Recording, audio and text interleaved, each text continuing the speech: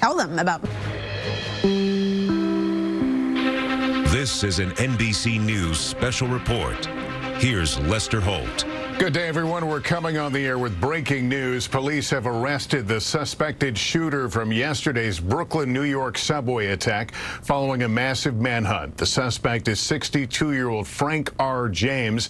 Officials say the suspect put on a gas mask and set off a canister that filled a subway car with smoke before opening fire on passengers, injuring at least 23 people, 10 of them hit by gunfire at the height of New York City's rush hour yesterday. Let's bring in NBC News Justice correspondent Pete Williams. Pete, what can you tell us? Well, according to our affiliate WNBC in New York, Lester, the police were alerted through a tip to their Crime Stopper system of a possible sighting of Frank James in the East Village of New York.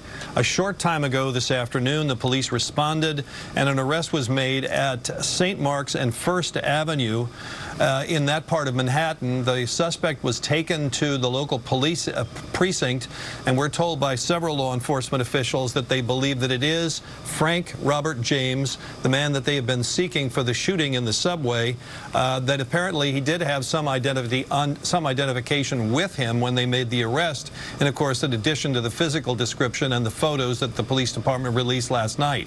Now, Lester, last night when you were reporting on Nightly News, the police were calling him a person of interest, and then this morning the New York City mayor said he was a suspect, and the key factor in changing that is a trace done by alcohol, tobacco, firearms, and explosives of the weapon that was used in the subway shooting. ATF was able to determine that the gun that was left behind at the crime scene, the one that apparently jammed, was the weapon that fired the shots, and that Frank James bought that weapon 11 years ago at a pawn shop in Columbus, Ohio. That was one key piece of evidence that moved him from person of interest to suspect.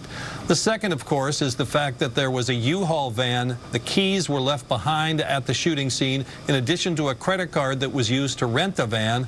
That van was located last night, as you reported on Nightly News, not far from the subway system, not far from the station that was involved in the shooting. It appears that Frank James spent the night, slept in it last night. Authorities say they found some a table, some chairs, some foam rubber padding in that van. And then early this morning, probably around 6 o'clock, he apparently got out of the van, entered the subway system, and was on the subway system for at least an hour, possibly 2 hours, before finally opening fire on the N-Line train as it headed into the 36th Street station. And it's even possible, Lester, authorities are investigating whether he actually used the subway system to get away, because there's video that shows him using a Metro card, a fast scanning card that you can use to get through the turnstiles into the subway system. The video shows him using that, and there's some indication that that Metro card was used again yesterday after the shooting. So it's possible that he used the subway system to escape from the very shooting that he carried out on the subway, although that still remains under investigation. It's been a very fast-moving investigation. Lots has been learned about him, about the fact that he has had really no fixed address for the last year or so. He lived for a time in Pennsylvania, then in Wisconsin. It was in Pennsylvania that he rented the U-Haul van and also had a storage unit, which he then closed down just before coming into New York. He's apparently born in the New York City area, born in the Bronx, but relatives have said he's never really had a long-term job. And another factor is he left behind, or has posted, several social media postings, several YouTube videos that are full of hate, concern about crime, criticism of the mayor, racist rants, and lots of rambling. And that's one thing that federal authorities and state authorities are looking at as they consider what charges to file here, Lester. There are, of course, the possibility of attempted murder, state charges that could be filed in New York. But we're told that the federal government is also considering filing charges of its own, possibly hate crime charges. There are federal statutes that involve, that make it a crime to try to inflict damage or harm people on trains. And that could give federal jurisdiction, as well as the firearms, moving into a firearm in interstate transportation. So lots of options for charges that could be filed today, and that whole process may now move up now that he appears to be under arrest, Lester. All right, Pete Williams bringing us that breaking news. Chris Jansing is outside the subway stop in Brooklyn where all this happened. Fair to say this was a urban nightmare, and also fair to say people really on edge in New York today as they went to public transit. Chris. Lester, I've spent a good bit of the day talking to commuters here at this subway stop, and there is a sense of nervousness that permeated the conversations I had with more than a dozen people, just really concerned about getting back on the train. And while you can see them certainly breathing a bit of a sigh of relief if indeed this suspect is in custody, there are still larger issues that they know the system is dealing with. And in fact, many of them made a point to say to me, I was already nervous before this happened. There have been a series of high-profile incidents, crimes on the mass transit system in New York City. Crime is up overall in New York City as well as on the subway system. And many of the people I spoke to said, frankly, they simply used it today because they had to. One woman who was going to work compared it to the beginning of COVID. She said, it was the only way I had to get to work, and that's how I felt about it today. There, of course, are big picture issues for this city because this really is the lifeblood of this city. It's how millions of people travel day in and day out. They need to get to where they want to go safely, efficiently, and for some people, there's also obviously a financial component. It's the least expensive way to get from point A to point B. One thing we did notice today, and it's the first thing you see, is a police presence. There have been a couple of police who have been at the top of the stairs at this particular station.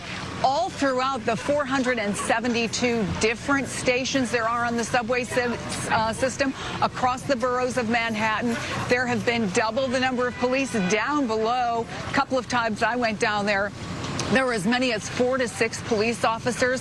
So that visible presence helped. But again, a number of the people I talked to said, yes, but. And that but was often followed by, and I was surprised by the number of people who brought this up, Lester, by the fact that the camera that was here, that's closest to the scene of yesterday's shooting, was not operational. So clearly the efforts that have been made by the mayor and the governor, the promises that they have made to make the subway system safer, that message is not getting through.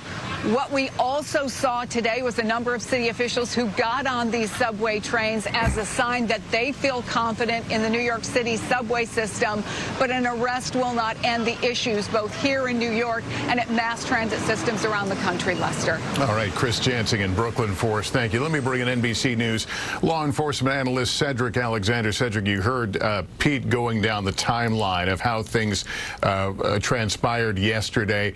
This has been remarkable speed that they have come up with an arrest. What happens now to further the investigation? Well, what can continue from here, Lester, is that they're going to bring him in. They're going to question him. Certainly, he will have the option of having an attorney present.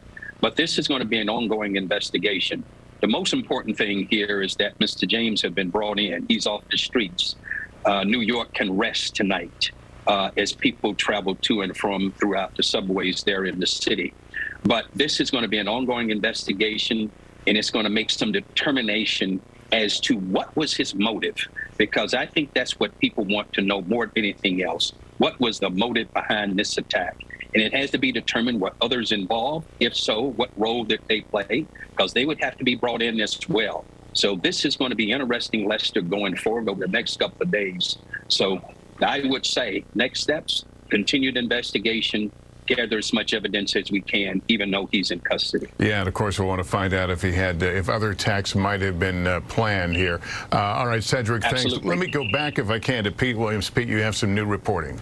Lester, we've been sent this photo here. I'm going to ask our camera operator to push in on it. This is a picture of the arrest that happened just a short time ago in the East Village of New York after a Crime Stoppers tip alerted authorities to the presence of Frank James, and we're told that this photograph shows the arrest just a short time ago in the East Village. After he was after the arrest was made, he was taken to a local local police precinct for booking, and we believe that one of the reasons they're so confident it's him is not only did he match the physical description, but he also had ID on him identifying himself as Frank Robert James, the man who was born August 8th of 1959. These are pictures that the New York authorities put out this morning to try to aid in the discovery. Now, there was a Crime Stoppers tip, a call into the police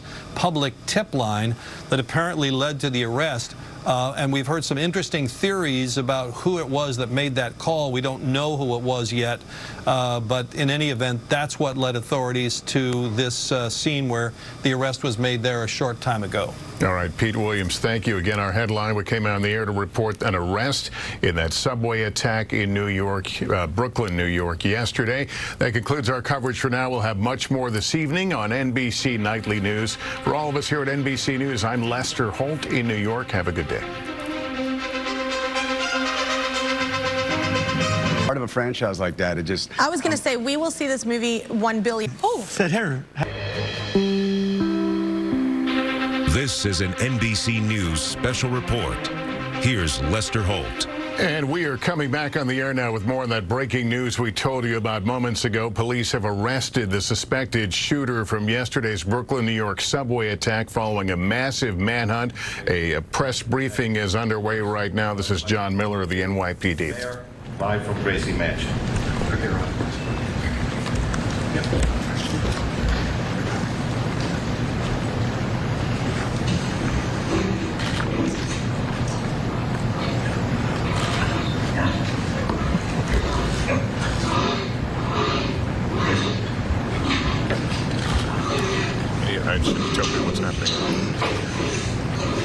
This is Mayor Adams. He's appearing remotely because he's isolating after a COVID diagnosis.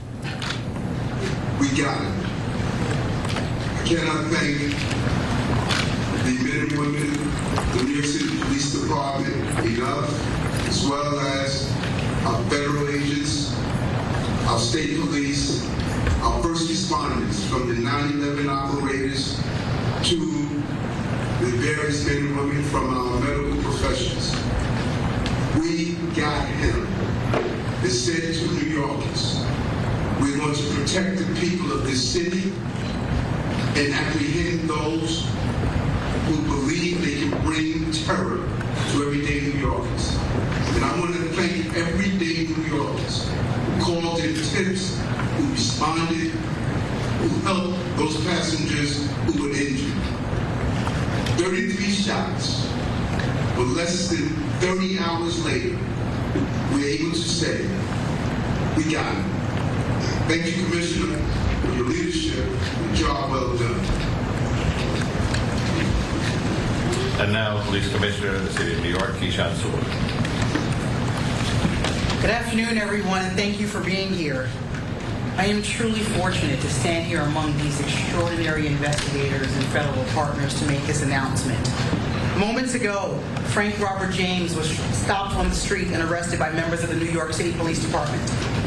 Officers, in response to a Crime Stoppers tip, stopped Mr. James at 1:42 p.m. at the corner of St. Mark's Place and First Avenue in Manhattan. He was taken into custody without incident and has been transported to an NYPD facility. He will be charged with committing yesterday's appalling crime in Brooklyn. I want to commend all of the investigators and analysts who took part in this all-hands-on-deck investigation. Literally, hundreds of NYPD detectives worked doggedly during the last 30 hours to bring this together.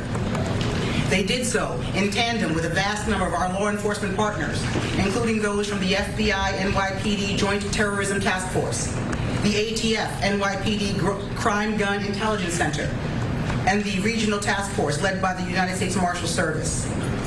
We hope this arrest brings some solace to the victims and the people of the city of New York.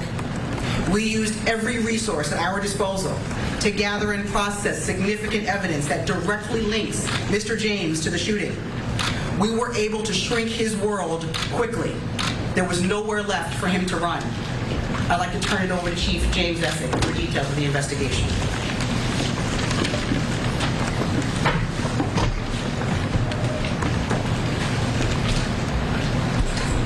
Good afternoon, everybody. I'd like to update the public on yesterday's incident on the subway in Brooklyn on the Manhattan-bound N train. Through the course of this investigation, we developed additional information and evidence. Mr. Frank James, our person of interest, now became a wanted individual for yesterday's horrific incident. Mr. James is a male, 62 years old. He is known to us and has ties in Wisconsin, Ohio, Pennsylvania, New Jersey, and New York City. His arrest history in New York is 9 prior arrests, dating from 1992 to 1998. Those include possession of burglary tools 4 times, criminal sex act, theft of service 2 times.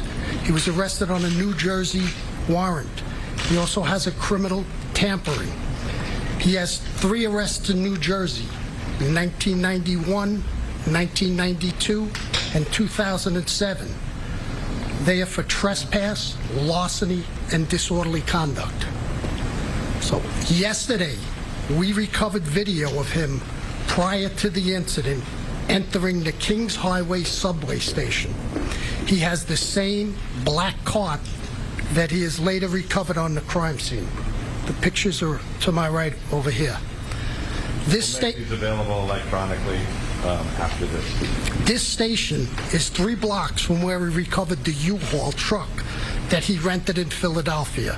The key to that truck was recovered at the crime scene.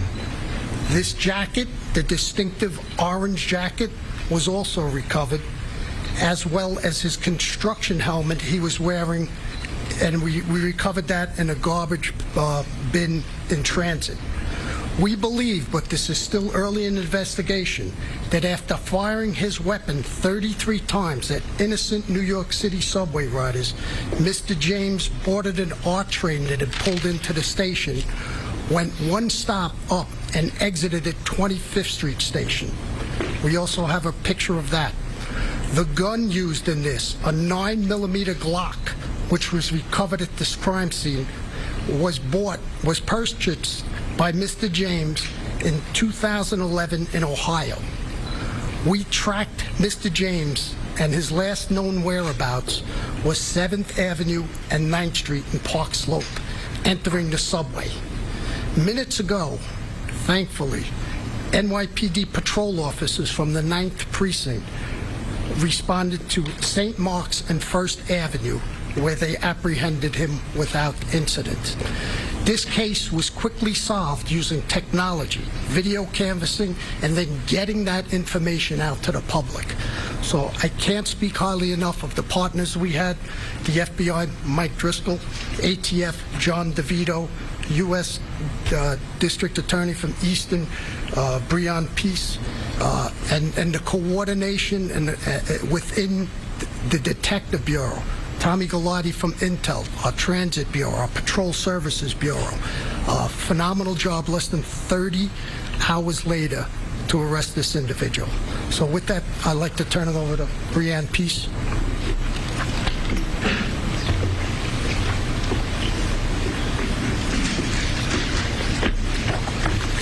Good afternoon. Thank you. Yesterday was a dark day for all of us, but the bright spots of the incredible heroism of our fellow New Yorkers helping each other in a time of crisis, the quick response by our first responders, and the hard work by all of our law enforcement partners that has been ongoing is truly a bright spot here. Today, Frank James has been charged by complaint in Brooklyn Federal Court with 1 count of violating 18 U.S.C. sections 1992 A7 and B1, which prohibits terrorist and other violent attacks against mass transportation systems. He has been apprehended. He will be arraigned in federal court in Brooklyn, and if convicted, he will face a sentence of up to life imprisonment. My office is prepared to prove beyond a reasonable doubt that on April 12, 2022, in Sunset Park, Brooklyn, in the Eastern District of New York, Frank James did knowingly and without lawful authority and permission commit an act, including the use of a dangerous weapon, with the intent to cause death and serious bodily injury to passengers and MTA employees on the New York City subway system. The government will prove, among other things, that James traveled across state lines in order to commit the offense and transported materials across a state line in aid of the commission of the offense. We, in the Eastern District of New York U.S. Attorney's Office, are working closely with all of our law enforcement partners, the FBI, NYPD, ATF, U.S. Marshal Service, and others, including the Kings County District Attorney's Office. And my office and our law enforcement partners will use every tool at our disposal to bring this individual justice and bring justice to New Yorkers and restore safety and peace of mind to all. And we'll continue to do so as this case proceeds. Thank you. Mike. Good afternoon, and thank you all for being here today. As Mr. Peace just discussed, Mr. James is now facing a federal charge for his actions, a terrorist attack on mass transit. We have two ways that you can get in contact with us, because I want to be very clear that this is still an ongoing investigation. If you have additional information regarding Mr. James's activity, or if you have digital information, please reach out to us. Contact the FBI, 1-800-CALL-FBI, or you can provide digital media through fbi.gov/Brooklyn shooting.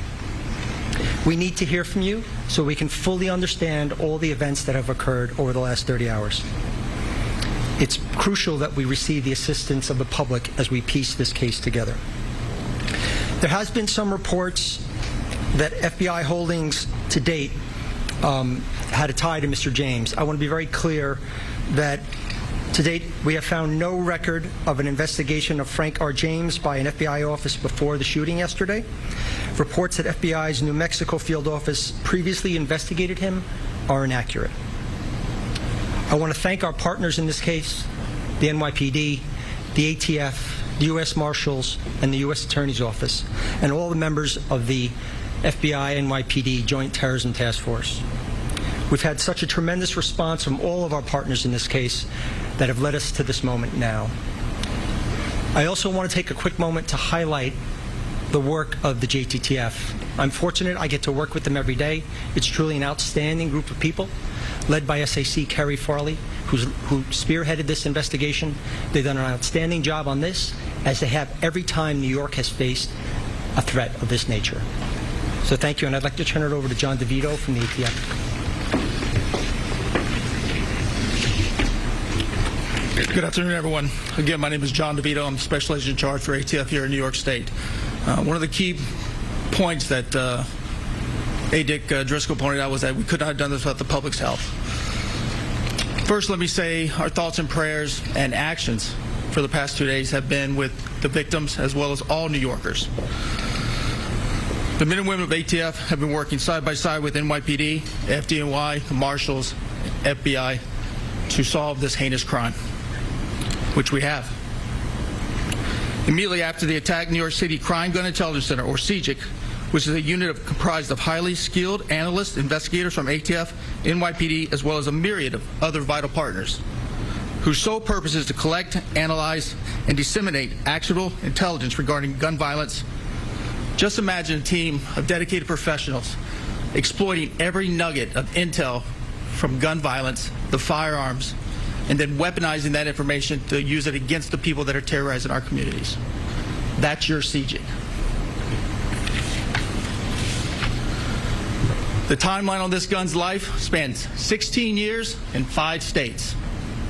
And I'm very proud to say that late yesterday evening, about 12 hours after this attack, ATF agents were able to close the loop on that extensive time span and determine that Frank James purchased said firearm from a federal firearms licensee in Ohio in 2011. So essentially, we tied that gun, utilizing the shooting, to our target, and now we have our target in custody. Thank you.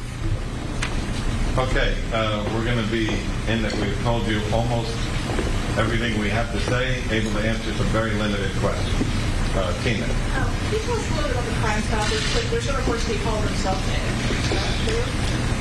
There was a person who called Crime Stoppers. We're reviewing who exactly made that call. Rocco? Commissioner Wolf, Chief Deputy 911, he alludes in one of his videos to yesterday's date. Does that date have any significance? And is it clear yet what the motivation was for the shooting? I think first and foremost, we were looking to get this guy off the street before he did any more carnage, brought any more carnage to the city. As to the investigation into the motive and to look and scouring his social media, that's still part of the ongoing investigation. But again, first and foremost, we wanted to take him off the street. The investigation is continuing into the motive, into his social media postings. Bloomberg. You said Mr. James walked you to a Park Slope subway station. What time was that? What was he doing in between then and when you guys caught him? That was 9:15 yesterday. So the incident occurs at 8:24. So he leaves, he exited the 25th Street Station House shortly after 8:24. The R train pulls in. We catch him next going into a Park Slope on 7th Avenue and 9th Street at 9:15. And then we grab him today. But we had literally hundreds of detectives out scouring video throughout the crime scene and beyond. And so this is 9 a.m.? Excuse me? 9 a.m. that he goes into Park Slope? Yes, that was him. Yesterday at 9:15. All right, Mark. And do you have any idea where he was previously today? Any ideas on his whereabouts? Was he being tracked in any way? Did he say anything when he was arrested? No, his arrest was just literally minutes ago.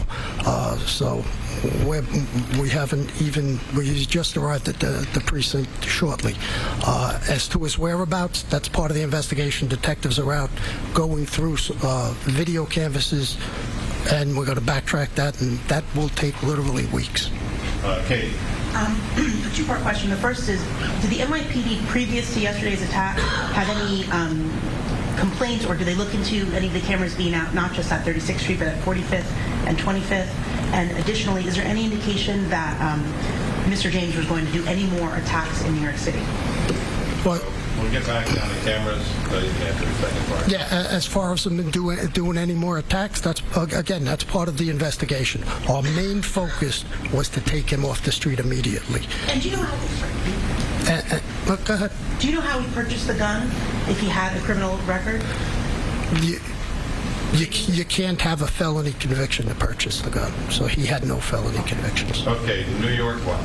How are you? Hi. Has the mayor's security detail been returned to its typical size and scope? So we're not going to discuss that. Julia Pop. Yes, can you take us from the Crime Stopper tip to the arrest? What happened in between? How was he located? And the Crime Stopper tip today? Yeah. Yeah, go ahead. Hey, Juliet. Good afternoon. Crime Stopper tip comes in, reports that the male is in the McDonald's on 6th Street and 1st Avenue in the 9th Precinct down on the Lower East Side in East Village. Officers respond to the McDonald's. He's not in the McDonald's. They start driving around the neighborhood looking for him. They see him on the corner of St. Mark's and 1st, and they take him into custody. No incident and take him into custody. You do an audit of cameras and subway stations just to make sure they're all working in the future, so it would be easier to catch a person if he does something like that? Yeah, so the camera systems in the subway system are not NYPD cameras. They're owned and maintained by the MTA. We have access to them. We do regularly look and see which cameras are working, which ones are not, but the responsibility for those cameras belongs to the MTA. Tony. Are you going to make the officers who made the apprehension available? Are you going to identify them? Any special... Not at this time. If we do, we'll let you know. Chief Bessing, Chief, in interviews that took place throughout the day yesterday with any of the surviving victims as well as people who are on the train, have you been able to glean anything about what he said or did on the train that yields a little bit more about his motivation, about what he intended to do? We have witnesses on the train who said he was sitting in the back corner of the second car, and he popped the smoke grenade. And we have one witness who says, what did you do? He goes, oops, and then he pops the two, brandishes the firearm, and fires 33 times.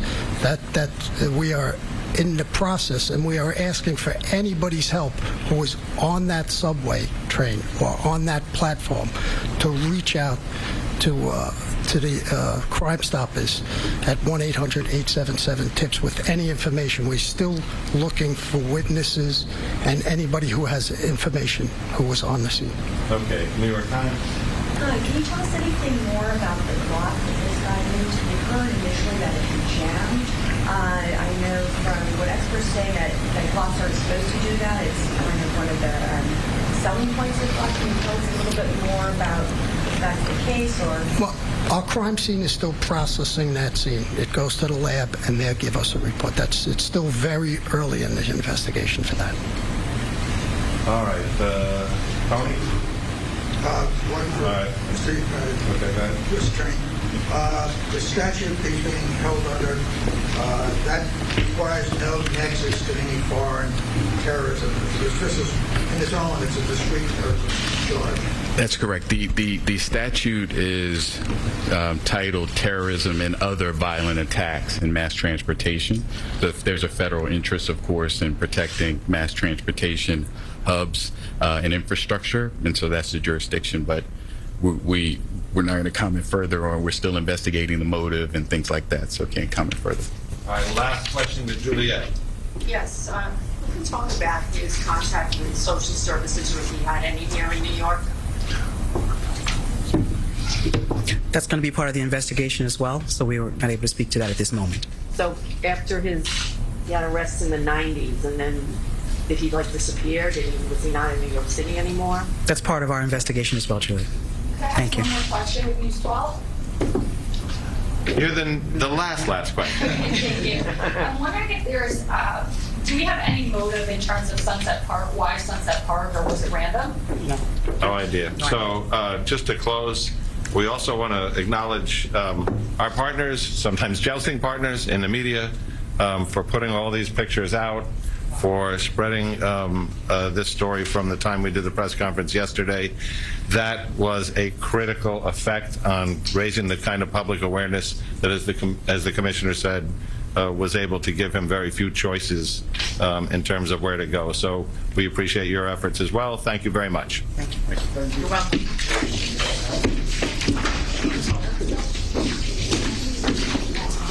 News conference concluding there at Police Plaza in New York City. The mayor of New York City announcing we got him. Him is Frank Robert James, the suspect seen here in this surveillance video, who entered the subway system yesterday and staged that attack on a train car, shooting at least 10 people, injuring many, many more. Let's bring in NBC News Justice correspondent Pete Williams. Pete, this sounds like detective work by the numbers. Totally, quite literally by the numbers, Lester. Let me show you a photograph that indicates why that is such an apt metaphor.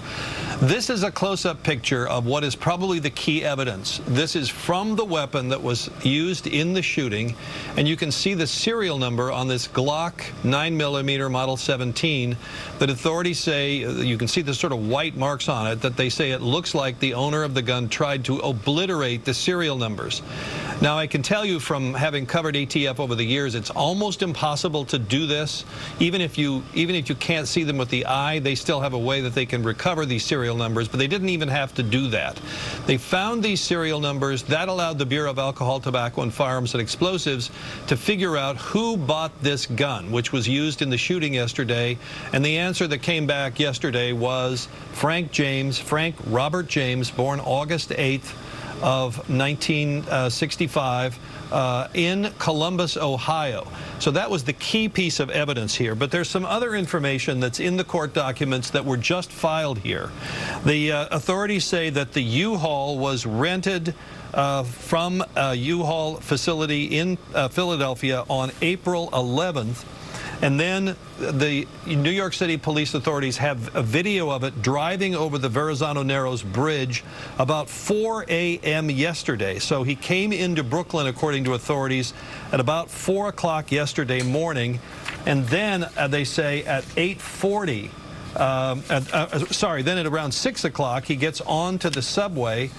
And then after the shooting, they say, at about 8:40, a surveillance camera records him walking up the stairs and leaving the New York City Transit train subway stop on 25th Street. So you heard them saying that in the news conference, that it appears that after the shooting, he goes across the platform, gets out of the train, the N subway line train, gets into the adjacent subway line, rides it one more stop up to 25th Street, the next stop up north, up closer to Manhattan, walks up the stairs and gets out of the subway system. And then, of course, you hear today that somebody called the authorities to say he was trying to have lunch at McDonald's, and the police responded and simply saw him walking on the street, Lester. Pete Williams, thank you for that. Let's go to NBC News correspondent Jesse Kirsch, who's outside the precinct where we believe James is being held right now. What can you tell us? Yeah, Lester, we just spoke with some police officials a short time ago, and they confirmed that Frank James is inside this 9th precinct behind us here. I asked if we have any timeline on when he might be marched out of this precinct. They told us at this point he is still being interviewed. They're still going through that arresting process. And, of course, there's always paperwork involved in that. And so Frank James, as we understand it from NYPD, is currently inside that facility. In fact, one of the people seen in the picture right there with Frank James was just standing out here on the sidewalk in front of us a few moments ago. And there are people, of course, several media organizations out here right now, but there are also just people who live and are walking through the neighborhood standing here right now, including a woman who I spoke with who says she lives across the street from here, saw what was unfolding, and had to come downstairs to watch what was going on across the street in front of where she lives. And she is someone who says she has turned away from using the subway because of concerns over safety, and so now she uses the bus among many New Yorkers who have been thinking about safety in public transit, certainly in the last 24 hours, if not the last several months. Yeah, a lot of tension in this city on edge. Jesse Kirsch, thank you for that reporting. We'll continue to watch for that suspect to be moved. Let's bring in NBC News law enforcement analyst Cedric Alexander. Cedric, a lot of information imparted in the last few minutes. What are some of your observations? Well, first of all, I think it's a clear observation in all of this, Lester, is that law enforcement at every conceivable level, along with the public, and with support of the local media as well, too, played a very important part in this arrest being made here not moments ago. So I think that's a key element in this, and that is certainly something I think overall that city and that community there in New York City feel very good about, is that you had collaboration, everyone working together, not just law enforcement, but community, those involved in Crime Stoppers, and, of course, media as well, too. That is huge, huge arrest. Good day for New York, knowing that this guy is off the street. And people who are traveling home tonight can travel home with a sense of peace, but always being thoughtful in terms of their safety and where they are. Cedric, thank you. I want to go back to Pete Williams if I can. Pete, one of the other things we learned in that news conference is that he's going to be charged with a federal crime, a terror attack against mass transit. Do we know why the feds get the first shot at him? Yeah, there was some discussion back and forth about whether it'd be quicker to do this in the federal system or the state system, and I think the decision was the federal courts are going to move a little faster here. I wouldn't call this a terrorism charge, by the way, even though that's technically the name of the statute. It's not in the terrorism section of the statutes. There's a number of crimes, 2 or 3 crimes together in the statute books that make it a federal crime to attack trains or people on trains. They had their choice of a couple of them, and this is the one they've decided to use. There's I'm looking at the charges right now, Lester. There's just the single charge here of this interfering with a train, interfering with a federally protected rail system, and that's the charge they've decided to do. But remember, this is early on. They can always file more charges later. This is the placeholder that allow them to get him into the federal system and start the judicial process. But they can always add firearms charges later. There are no, as you know, there are no sort of murder charges in the federal system or attempted murder charges as such, but they can always add other charges as the investigation goes along. All right, Pete Williams, you'll continue to work the story. We will as well as we prepare for NBC Nightly News. Until then, I'm Lester Holt. Thank you for watching. Good day.